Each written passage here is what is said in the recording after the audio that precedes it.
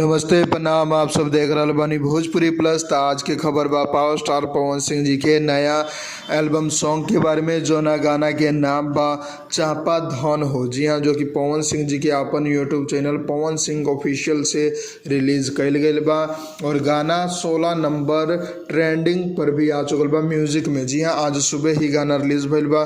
जो ना गाना के पवन सिंह के साथ शिवानी सिंह गौले बाड़ी और प्रिंस प्रियदर्शी गाना के लिखले बड़े, प्रियांशु सिंह म्यूजिक देले बड़े।